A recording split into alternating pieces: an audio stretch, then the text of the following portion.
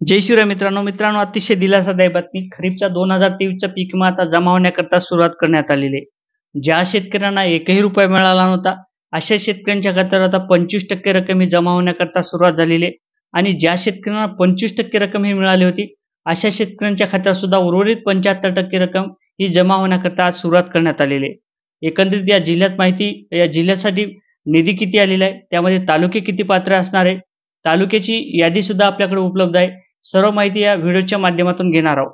आता नेमके तालुके कोणते पात्र करण्यात आलेले, त्या जिल्ह्यातील शेतकऱ्यांसाठी निधी किती उपलब्ध करून देण्यात आलेला आहे, त्या तालुक्याला निधी किती उपलब्ध करून देण्यात आलेला आहे, हेक्टरी अनुदान आपल्याला किती मिळत आहे, कोणत्या पिकाचा पीक विमा जमा होत आहे, या संदर्भात आपण सविस्तर अशी माहिती घेण्याचा प्रयत्न करणार आहोत. मित्रांनो, मी गणेश ठाकरे, कृषी सातबारा या YouTube चॅनलवरती आपलं स्वागत आहे. मित्रांनो, असेच नवीन अपडेट घेण्याकरता, चॅनलची सभासद घेण्याकरता नक्कीच आपल्या चॅनलला जॉईन व्हा, सभासद मिळवा आणि पुढील व्हिडिओचे अपडेट हे मिळत राहा. तर मित्रांनो, चला सुरू करूया आजचा आपला व्हिडिओ. शेतकरी मित्रांनो, बऱ्याच शेतकऱ्यांच्या माध्यमातून तक्रारी करण्यात आल्या होत्या, परंतु त्या तक्रारीचं निवारण करण्याकरता जे पीक विमा कंपनीला निधी होता तो निधी उपलब्ध करून देण्यात आलेला आहे आणि आता त्या निधीचं वितरण होण्याकरता सुरुवात झालेली आहे. ज्या शेतकऱ्यांच्या खात्यावर 25% रक्कम ही जमा करण्यात आली होती अशा शेतकऱ्यांच्या खात्यावर आता उर्वरित 75% रक्कम ही जमा होण्याकरता सुरुवात करण्यात आलेली आहे.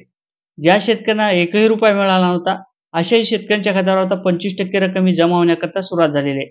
मित्रांनो, सर्वात जास्त रक्कम जर आली असेल तर या जिल्ह्याला आलेली आहे.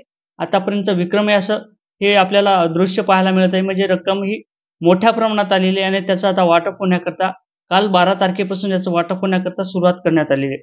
मित्रांनो, माहिती आहे अहमदनगर जिल्ह्यातील शेतकऱ्यांच्या खात्यावर आता पैसे जमा होण्याकरता सुरुवात झालेली आहे. यामध्ये तालुके कोणते पात्र करण्यात आलेले, त्या तालुक्यासाठी निधी किती आलेला आहे हे सुद्धा आपण समजून घेणार आहोत. तर मित्रांनो, पहिला तालुका आहे अकोली. अकोली तालुक्यात जवळपास 47 कोटी 36 लाखाची मदत ही जाहीर करण्यात आलेली आहे आणि त्याचं वाटप करण्याकरता आता 12 तारखेपासूनच सुरुवात करण्यात आलेली आहे. म्हणजे कालपासून याचं वाटप होण्याकरता सुरुवात झालेली आहे. दुसरा तालुका आहे मित्रांनो संगमनेर तालुक्यातील शेतकऱ्यांसाठी एक दिलासादायक बातमी. 128 कोटी 98 लाखाची मदत या जिल्ह्यासाठी मंजूर करण्यात आलेली आणि त्याचं सुद्धा वाटप करण्याकरता आता सुरुवात करण्यात येणार आहे. मित्रांनो, राहुती तालुक्यातून जवळपास 121 कोटीचा निधी उपलब्ध करून देण्यात आलेला आहे आणि त्या जिल्ह्यासाठी 121 कोटी 22 लाखाचा निधी उपलब्ध करून देण्यात आलेला आहे आणि आता त्याचं वाटप करण्याकरता सुरुवात करण्यात आलेली आहे.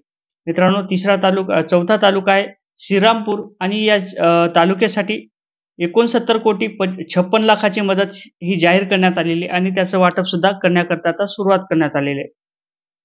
मित्रांनो, पाचवा तालुका आहे निवासा. या तालुक्यासाठी 67 कोटी 94 लाखाची मदत जाहीर झालेली आहे. त्यानंतर मित्रांनो, कोपरगाव तालुक्यासाठी 79 कोटी 69 लाखाची मदत ही जाहीर करण्यात आलेली आहे. त्यानंतर राहुरी तालुक्यासाठी 103 कोटी 35 लाखाची मदत ही जाहीर करण्यात आलेली आहे. पाथर्डी तालुक्यात जवळपास 35 कोटी 64 लाखाची मदत ही जाहीर करण्यात आलेली आहे. त्यानंतर पारनेर तालुक्यासाठी 123 कोटीची मदत जाहीर करण्यात आलेली आहे. त्यानंतर नगर तालुक्यासाठी 65 कोटी 53 लाखाची मदत जाहीर करण्यात आलेली आहे. शेगाव तालुक्यासाठी 9 कोटी 77 लाखाची मदत ही जाहीर करण्यात आलेली आहे. तर मित्रांनो, श्रीगोंदा तालुक्यासाठी 48 कोटी 78 लाखाची मदत ही जाहीर करण्यात आलेली आहे. त्यानंतर कर्जत तालुक्यासाठी 93 कोटी 85 लाखाची मदत ही जाहीर करण्यात आलेली आहे. जामखेड तालुक्यासाठी जवळपास 74 कोटी 51 लाखाची मदत ही जाहीर करण्यात आलेली. तर मित्रांनो, अशा प्रकारे या जिल्ह्यातील निधी उपलब्ध करून देण्यात आलेला आहे आणि त्याचं वाटप आता करण्याकरता सुरुवात करण्यात आलेली आहे. सर्वच्या सर्व शेतकऱ्यांच्या खात्यावर पैसे जमा होत आहेत. ज्या शेतकऱ्यांना आतापर्यंत 25% रक्कम ही मिळाली होती अशाही शेतकऱ्यांच्या खात्यावर पैसे जमा होत आहेत. ज्या शेतकऱ्यांना 75% रक्कम जी बाकी होती अशाही शेतकऱ्यांच्या खात्यावर आता पैसे जमा होण्याकरता सुरुवात झालेली आहे आणि ज्या शेतकऱ्यांना 1 रुपया मिळाला नव्हता त्याही शेतकऱ्यांच्या खात्यावर हेक्टरी अनुदान 8,000 रुपये ते 12,000 रुपये एवढं अनुदान शेतकऱ्यांच्या खात्यावर आता जमा होण्याकरता सुरुवात झालेली आहे. मित्रांनो, इतर जिल्ह्याचे सुद्धा आपण अपडेट घेणार आहोत. नक्कीच आपल्या चॅनलवर नवीन असाल तर चॅनलला सबस्क्राईब करा आणि व्हिडिओ शेअर करा. जय शिवराय मित्रांनो.